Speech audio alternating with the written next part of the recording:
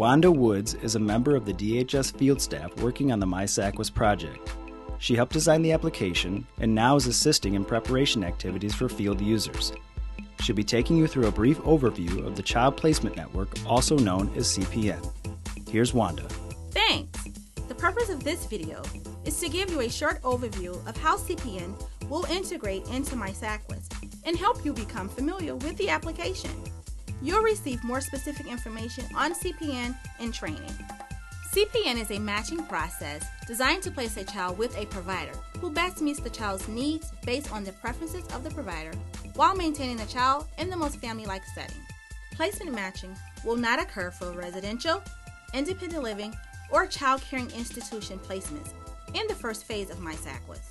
Additionally, CPN matching is not required if the potential provider for the child is known.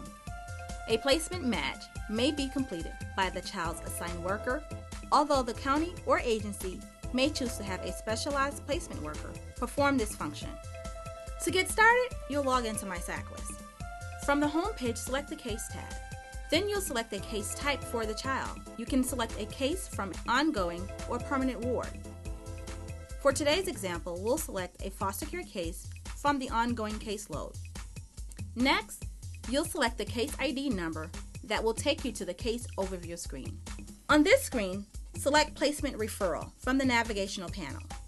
A placement referral is then added by selecting the child's name from the drop-down box and clicking Add Placement Referral.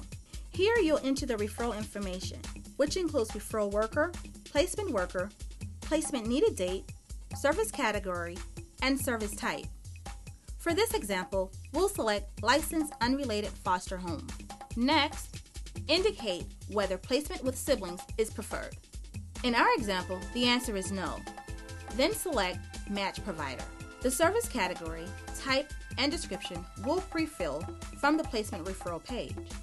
You may search a provider by county, zip code, provider number, or name. For this example, we'll search by county. Once completed, click Search. The results will appear at the bottom of the screen. The match results are a list of providers that have a 50% or higher match to the child characteristic identified. The match results display whether the provider has any vacancies and the estimate date of next availability. To view the match results specific to a provider, click the % hyperlink. The screen will list the characteristics used for the match and display a yes or no indicator if the match was successful for that specific provider.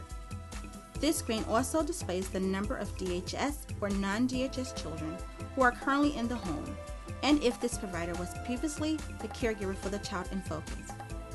By selecting Close, you'll return to the provider match search results.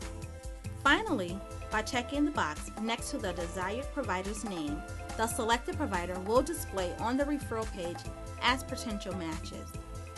From here, you may begin calling the private agency or placement worker for the families identified in the CPN process.